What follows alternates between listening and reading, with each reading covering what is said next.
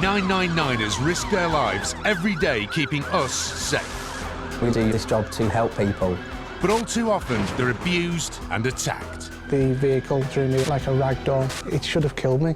These personal attacks on police, paramedics and firefighters are at an all-time high. I'll admit I was absolutely terrified. We don't put on this uniform to be assaulted. Leaving them traumatised and unable to work.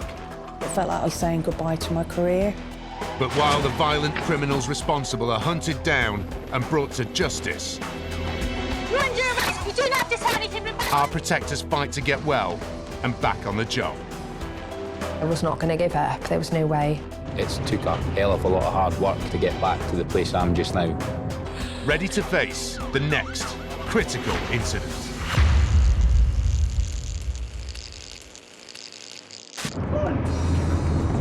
Today, police officers race to help a colleague who needs urgent assistance.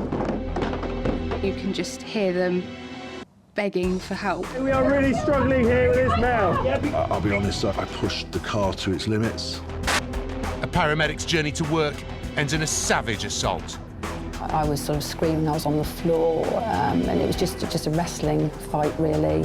And we see inside the specialised treatment centres helping injured police officers get back on the beat. And these are things that start to give them that confidence back. I went in still on crutches, and I came out with no crutches.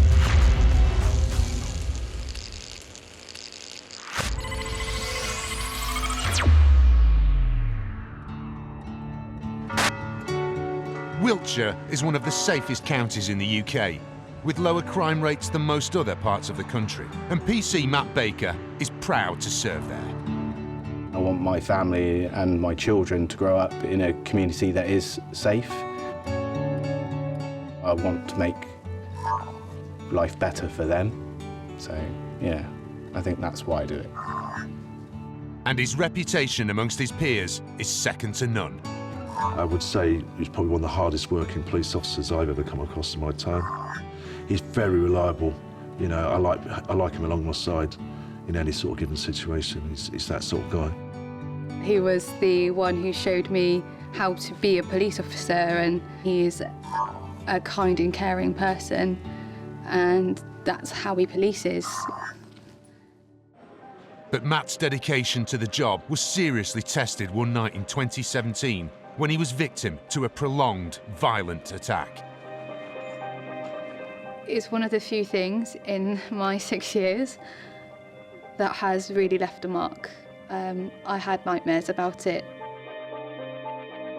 I can truly say, I mean, I've experienced lots of very nasty things, but this particular incident is something that I will remember for the rest of my career, if I'm honest. It was a summer's evening, and Matt had just started a night shift.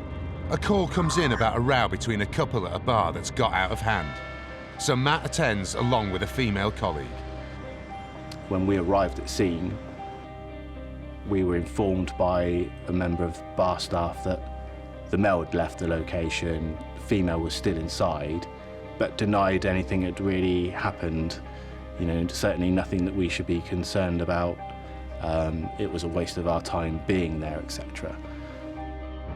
But we made the informed decision that we would escort her home safely.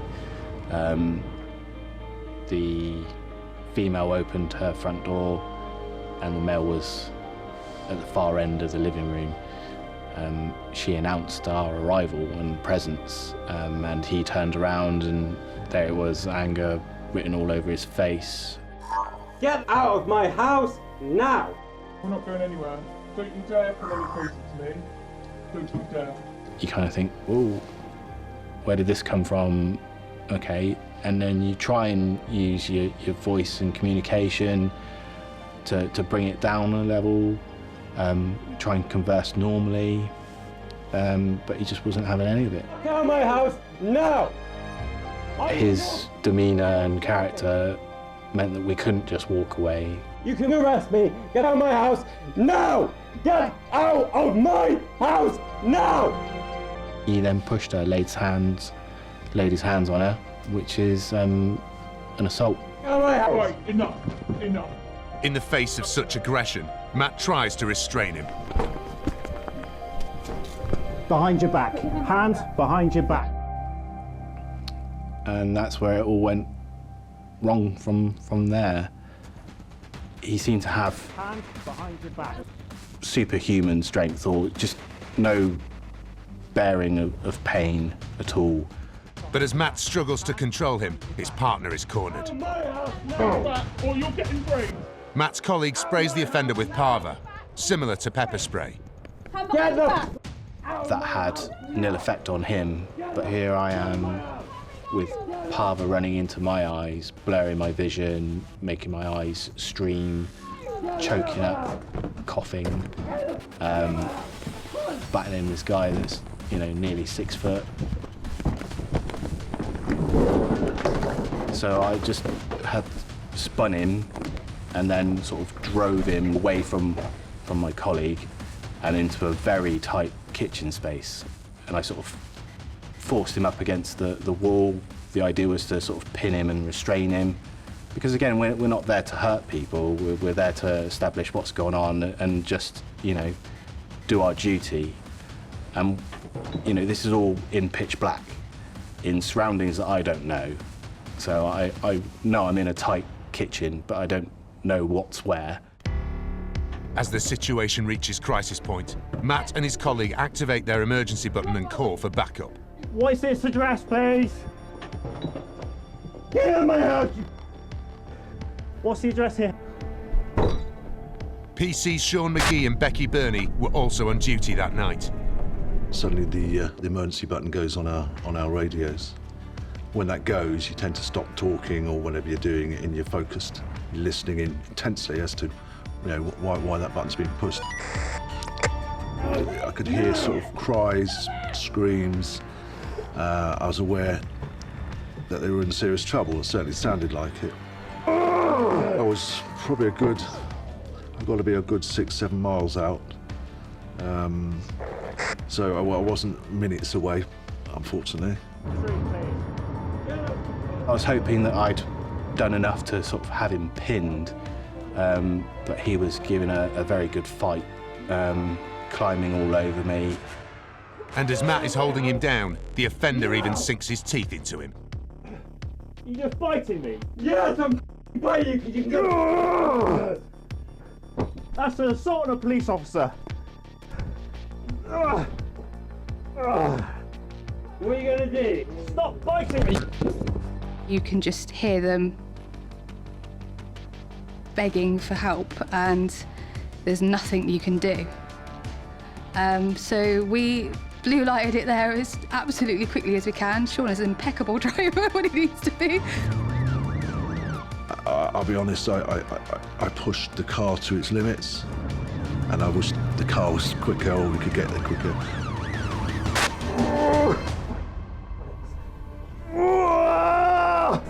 I find my head being driven towards this sink area, and in there I can see a large kitchen knife which is stood blade up, pointing up.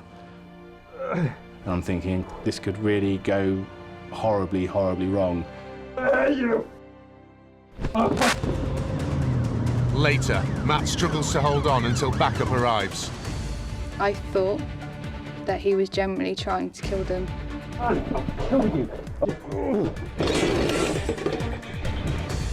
Yeah, I was in a fight for my life.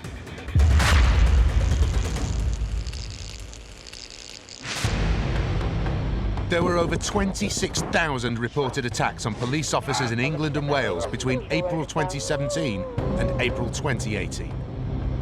You're ramming me again, CK. That's one every 20 minutes. What do you want? I've been stabbed in the arm.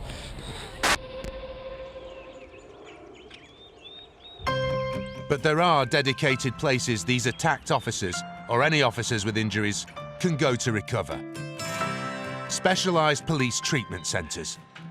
The centre aims to aid police officers' recovery from injuries, either physical or psychological injuries, and basically get people back to work as quick as possible. Almost 4,000 serving and retired officers attend the treatment centres each year, with admissions lasting 2 weeks at a time. I often say to people, this is the one chance in their life, potentially, that they will have 2 weeks to devote entirely to their own well-being. Don't have to worry about work issues, don't have to worry about home issues. It's all about them, and they have a 2-week period where they can just look at everything that's going on and get themselves in the best possible place to get back to work.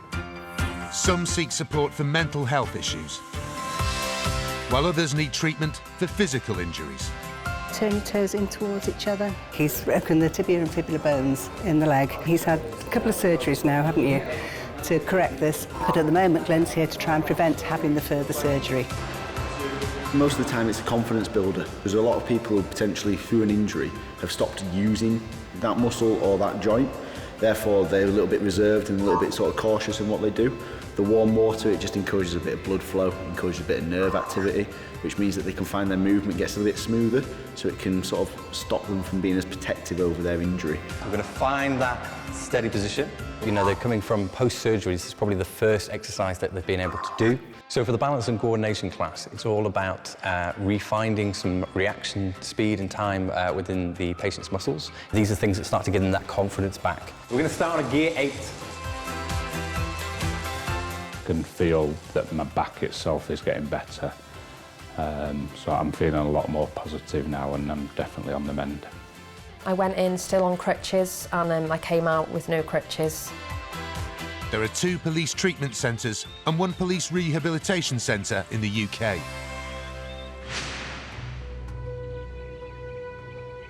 It was here that PC Josh Williams spent time after he was seriously injured in an incident that could have cost him his life. I attended our rehabilitation centre, which is Flint House. The physiotherapy that they give is amazing. So I've been there twice. They're residential stays, so you stay there for 2 weeks, basically breaking yourself and getting yourself fit again. Josh was working a late shift in 2016. I was on a 3 till midnight shift, I think, and a call for a break in progress came out, so a burglary, which is the job that everyone wants to go to and wants to nick the bad guy. When Josh arrived, the burglar, who had stolen scaffolding from a building site, was making his getaway in a van. I responded from Quorn, which is sort of the next village along. Where we are here, it was a temporary traffic light system, so only half the road was accessible. I've responded up on blue lights and came just near to where the police car's parked, came to a yellow transit van which fitted the description of the vehicle involved in the incident. To stop the criminal escaping, Josh used his car to block the exit. So I've gotten out of the vehicle, shouted him to get out of the car, nothing's happened. I've gone towards him, nothing's happened still, at which point I've gone to cross between the paths of my vehicle and his, so bonnet to bonnet almost. I remember breaking a window on his van, so from that I must have got my baton out to do it. He's come forward after going backwards, and I've been between my vehicle and his, and at some point I've been struck. I can't tell you where I was hit, but then I've fallen between my vehicle and his. I remember seeing him speed off, at which point I've kind of said to myself, that could have been a lot worse, and then tried to get up and then realised it was quite bad. I tried to get up and my leg bent in a way that it's not meant to bend. I've stayed on the floor and shouted up over the air to say this vehicle's made off and I've been run over and asked for an ambulance. While Josh waited for help, members of the public came to his aid. 2 members of the public came over. It was kind of a, oh my God, what's happening? And I was still talking to the control room, so they stayed with me. One of the chaps, I was on my side. I couldn't move to lay on my back or lay on my front, so he kind of supported me for the whole time that I was there. Although Josh was injured, he was more worried about the burglar who had escaped. I remember the frustration of seeing a vehicle making off from me and not being able to do anything about it. And I was more concerned that we needed to get people here so we could find him. The longer you leave it, the less likely you are to find this person. And that was more my priority than anything, was making sure that we went and got him. The officers arrested him less than 15 minutes after. He was not very far away. He'd come off a roundabout and abandoned his vehicle. So 2 officers from my shift have located the vehicle. He wasn't anywhere to be seen, at which point a police dog's become involved and tracked this male hiding in a bush or some bracken face down, at which point he was arrested. The hit-and-run burglar pleaded guilty to causing grievous bodily harm with intent to resist arrest. Due to the extreme and serious nature of the offence, the judge ordered him to serve 3 years and 9 months at Her Majesty's pleasure. Josh was rushed to hospital, and his injuries were severe. I had a compound fracture, so both parts of my lower legs snapped in half and then came through the skin. Josh needed an operation to fix his leg, but the doctors warned him the risks were high. The risk you have with open fractures is infection. So they say about 1 in 20 of my injury will still lose a leg because of the infection risk and the trauma that you have around it. I had an operation in which they inserted a metal nail down the centre of my leg, and then that was bolted together. So that's the operation that I had. Luckily, Josh's leg was saved. After 4 months, Josh was able to return to work, but only to desk duties. Sitting in an office, you hear the jobs come out and you see everyone rush out to it, and it's a real gut-wrenching, I can't believe I'm not going to that job. When you're sitting there effectively not doing what you're used to doing, although you're working, you're not doing what you want to. Following a further operation and another 4 months off work, Josh returned to full response duties. And then when I was back to work fully, I wasn't the same for probably 6 months. I wasn't who I was, and when you get injured like that, it weighs quite heavily on your mind. I still carry an injury. It changes the way that you deal with things, it changes the jobs that you want to go to, and it makes you shy away from things, which isn't who I am. It took me a while to get past that. It took some words from an inspector to basically say, you know, what happened, happened. It's not going to happen again. You need to be back who you were because it's affecting you a lot, and people can see that. And helping to move past it and just accepting it, but that's all time. It takes time to do that. Today, Josh is revisiting the scene of the crime, which still has an impact on him. Obviously, this is quite a significant chapter in my life. It is emotional coming back. It very much has formed who I am and what I do now and what I'm like. There's a bit of a gut-wrenching feeling to come here because, you know, I know what happened here and what could have happened and what did happen. Although Josh will have metal plates in his leg for the rest of his life, he is still dedicated to his work and proud of what he does. I would happily say, you know, looking back, I'd do exactly the same as I did before. That person needed detaining, they needed arresting, and you're not going to do that by sitting inside your car. You have to get out, and there's a point at work where you have to act, and that's how I would still act. I enjoy what I do. I still look forward to coming to work, and that's why I put the uniform on.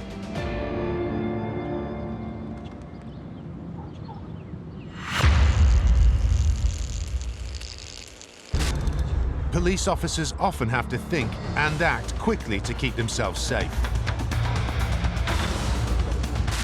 In this clip, 2 police community support officers arrive at a convenience store, seconds after a would-be robber has pulled a knife on the terrified shop assistant. Though the attacker chases the sales assistant, the officers put themselves in the firing line to make sure the shop staff get out safely. The violent criminal then turns on the officers, threatening first the male, who defends himself with a shopping basket, and then the female.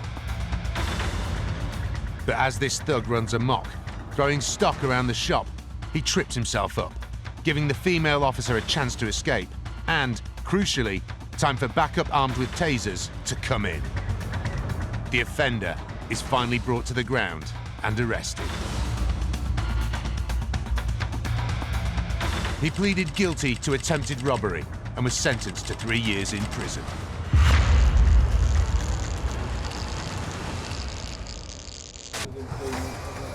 Still to come.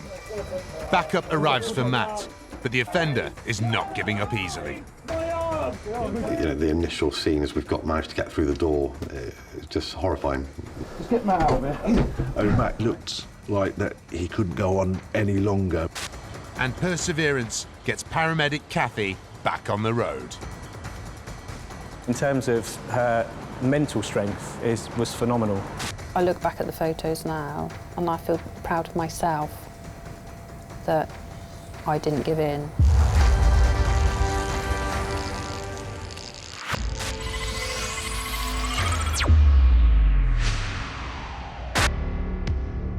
Our colleagues should be arriving shortly. They're going to need to know where we are.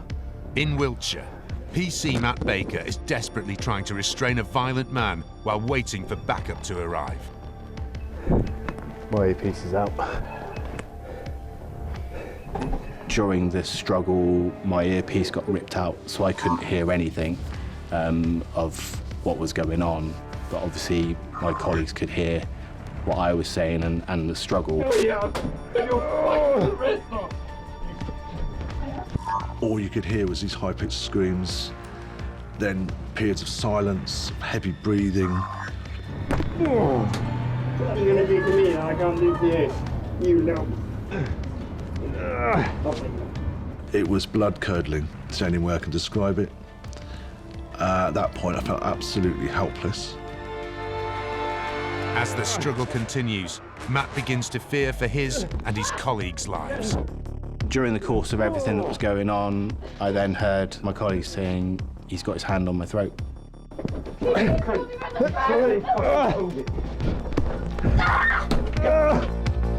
And this guy's repeatedly saying, I'm going to kill you, you're going to die.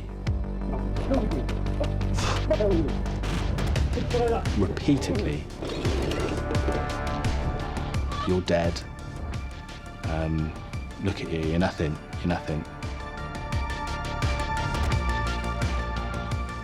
You then start to wonder, am I actually in the fight for my life? Yeah, I was in a fight for my life. It is that simple. Because I believed him. Sorry, I get really upset. It was really, yeah. With the open mic system, where we can hear exactly what's happening, I could hear, I could hear, I'm going to kill you. And with hearing them not being able to breathe and the cries for help and the choking because he was strangling one of them, I generally believe he was going to try and kill them, or he was trying to kill them. PC Rob Dent and his colleagues have already finished their shift when they also respond to Matt's emergency call. It sounded to me like the guy was killing my colleague. That's what it sounded like. It sounded like the life was being drained out of her voice. It was like gasping for air, and then the quiet afterwards. You just don't know what you're going to. Get your hands off my colleague! No! Yeah, I feel no shame at all. I grabbed his throat and I mustered every last bit of energy and strength that I had to use such force as was reasonable in the circumstances to prevent any further harm coming to me or my colleague. QJ, we are really struggling here with this male. Nothing seemed to drain him, you know, it was... And that was one of my fears.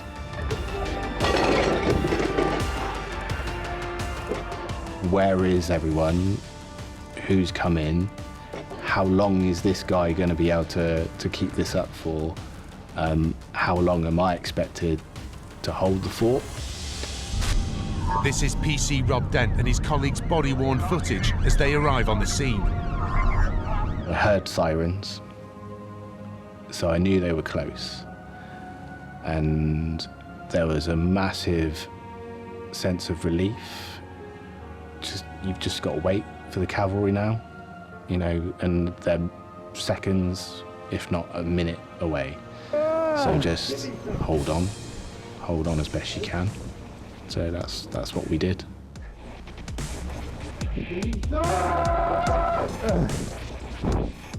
I was the first unit on scene with Becky, and we're desperately trying to find the right flat.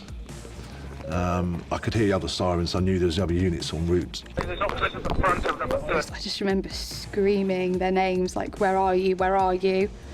And I found an open flat, and I could hear noise from that flat, and I could hear them shouting, and I just ran in. When they came through the door and the light came on, that was almost like a sense of they've arrived. The relief of tension was palpable then for me. Get him secure, please!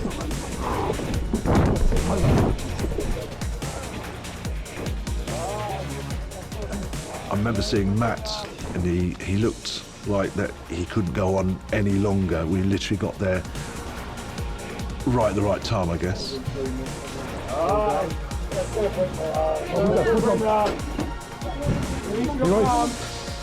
You know, the initial scene as we've managed to get through the door, it's just horrifying.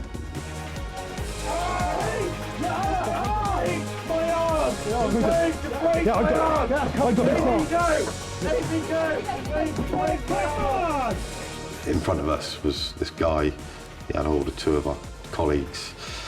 We had to wrestle them out from sort of out under his arms. There's tears everywhere, people clearly injured. Get Matt out of there. All right, mate, keep going then, mate, keep going. No, Matt couldn't even walk. He was that drained.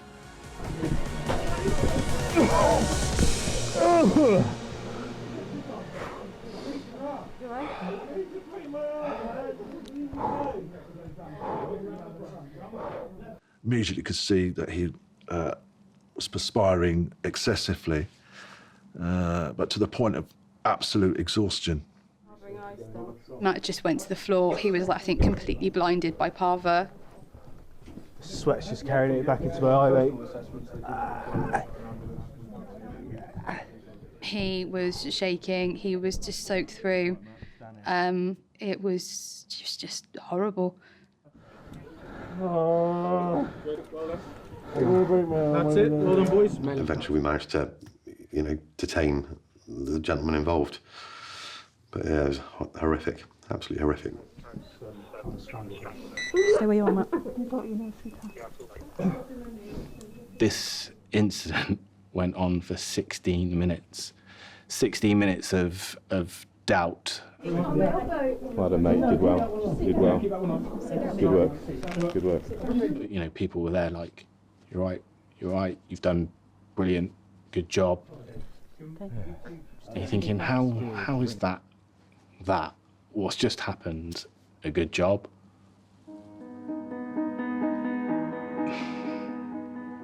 The fact that we're still here. Let me deal with you. I've got you now, all right? So we'll let this guy go. I've got you. Guy's in handcuffs. He's on his way to custody. Good job. Get up, on your feet, mate. That's it. Now walk out of here. So I focus on that, rather than the bruises, the aches, the pains, the distress, the vulnerabilities. Am I good enough? Am I going to last? Is this it? You kind of have to accept that and say, well, thank you. But also, thanks for coming. Does anyone know why you're being so mean? Right, well, you bit one of my colleagues and put no one down the floor, okay? That's why you've been arrested, and that's why force against you. So is there any idea now with the date of birth? Just let me go. Somebody came in to make an inquiry and you assaulted them. I've not done anything wrong. You bit them. That is something wrong. As Matt and his colleague are helped from the building, they are both in shock. And I just remember that we were sat in the back of the van, and I just remember that we were holding hands for a really long time without saying anything. Certainly shared one of the darkest moments of both our lives, I think it's fair to say.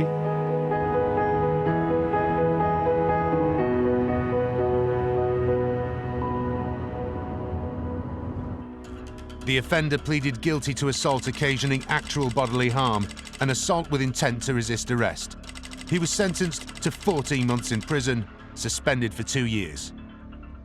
To attack emergency service workers, I think is quite heinous, because you're stopping us from helping someone in their deepest, possibly darkest hours, you know. So, yeah, if there's ever a message, please don't. Later, Matt struggles to come to terms with the attack.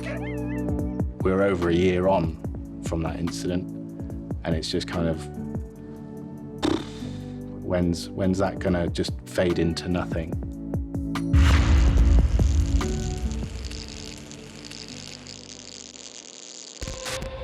While most violence against police is spur of the moment, sometimes they know that there's danger ahead. In this pub's CCTV footage, 3 officers have answered a call from a community nurse about a man with a history of violence and serious mental health issues. They follow the man into the pub, where he later admitted that he was waiting for them. As they enter, he levels a gun at them. They quickly move to get the firearm away from the man, but not before he lets off a shot. After a terrifying struggle, and with help from a member of the public, they finally disarm the man. Shockingly, a search of the man's bag found several weapons, including 2 handguns and homemade petrol bombs. The 3 officers received a Bravery Award for risking their lives. And because of his serious mental health issues, the offender was sentenced to an indefinite hospital order.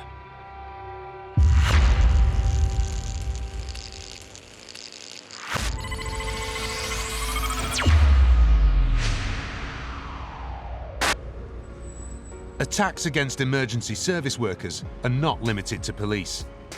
Paramedics have seen a 36% rise in assaults over the past 5 years in Britain, with 8 now reported every day. In Yeovil, paramedic Kathy has worked with the ambulance service for 14 years.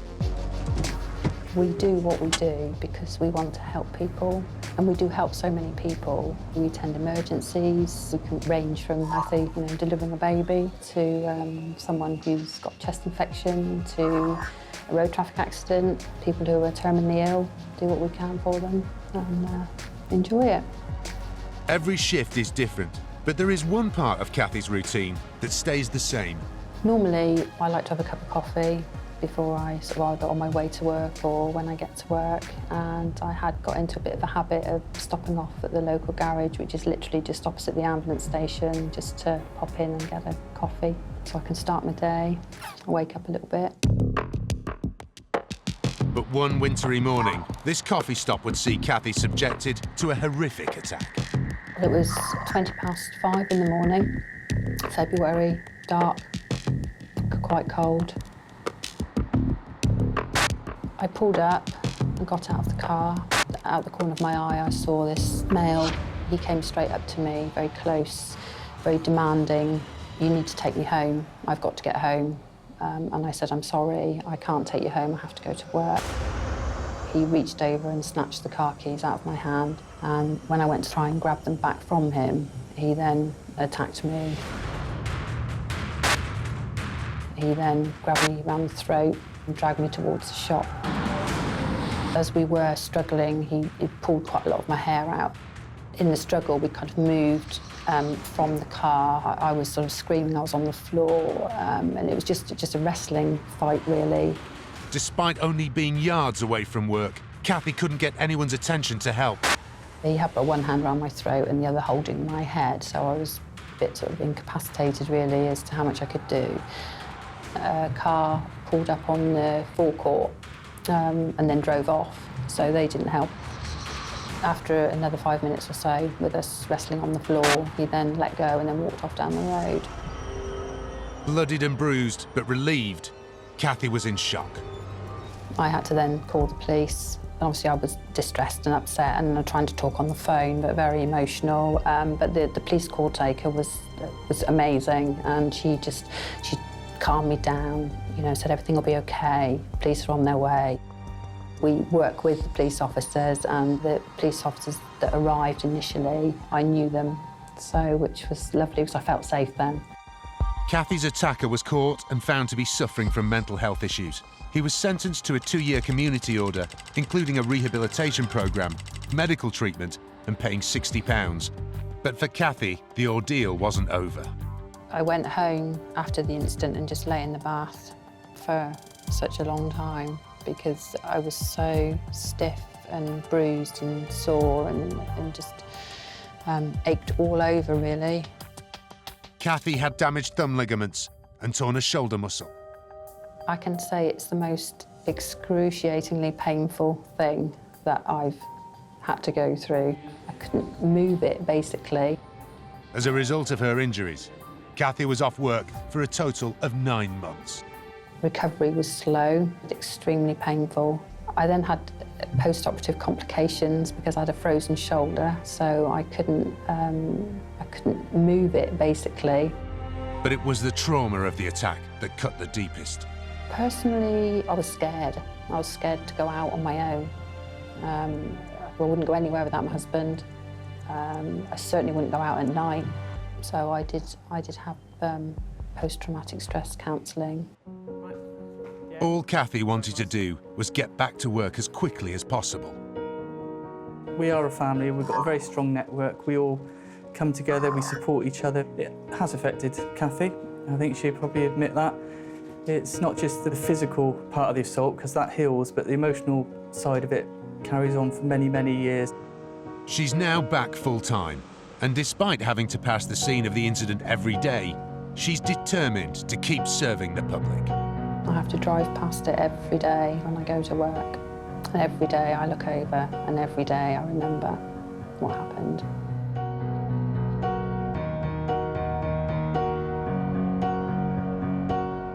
In terms of her mental strength, was phenomenal. To deal with the incident, to process it, to want to come back to work as well, and with a little bit of input from me, and it was only a little bit. It's all credit to Kathy that she came back as quickly as she did. It gives me a strength, and I look back at the photos now, and I feel proud of myself that I didn't give in, and it's certainly made me a much stronger person for it.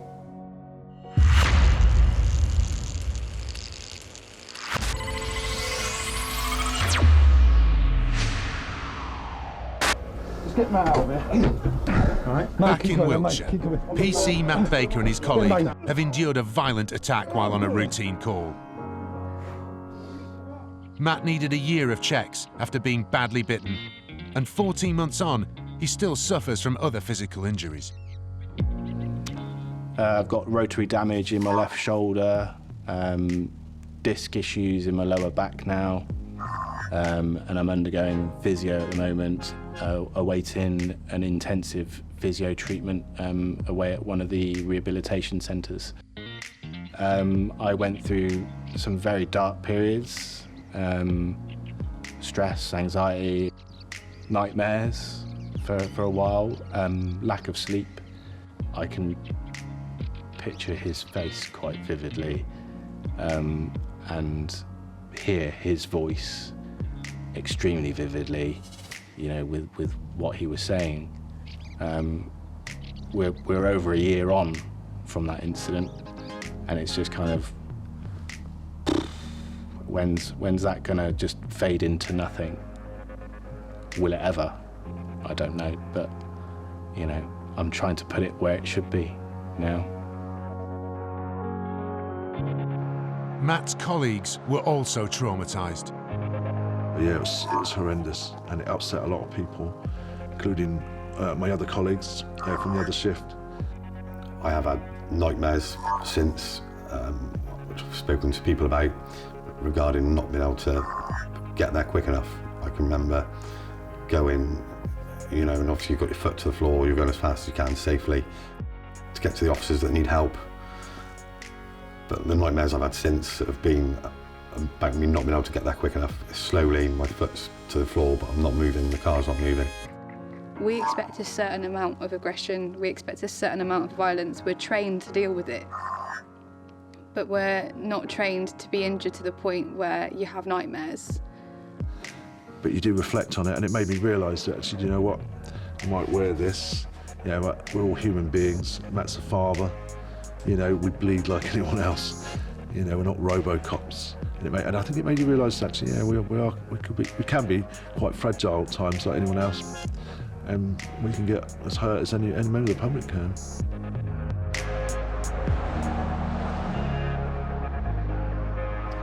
My boys are 6 now, and for them, I've always been, you know, this superhero.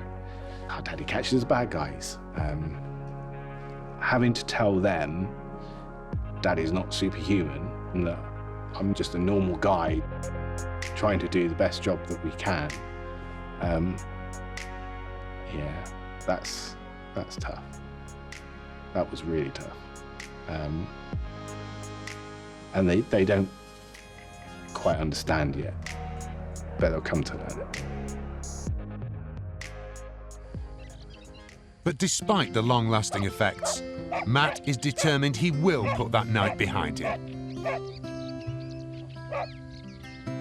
You know, I'm fortunate I've got some really good relationships, friends, family that are there to support, and they've sort of helped me through the process. Since getting together in 2018, Kim is one of those who is supporting him through his recovery. I've seen a massive change in Matt, and I can see that you know, slowly he's getting that confidence back now, and you know, being able to look more to the future and trying to put that all behind him. Matt's still in his job, serving the public, and happy to do so. I like to think maybe I've got even better, or a little bit more savvy, or just a little bit more willing to think that just anything could happen at any one point. But again, it doesn't affect how I walk through someone's front door, doesn't change how I engage with a person one-to-one. I'll put myself in that situation every time. Yeah, I think a lot of people would have said, I'm not going to put myself at risk and with my family and everything else. But fair play to him, he's still here, and he's still giving it 100%. Ready, go! Now it's about, you know, moving on with my life and putting all this where it should be, which is in the past, and looking forward to a future.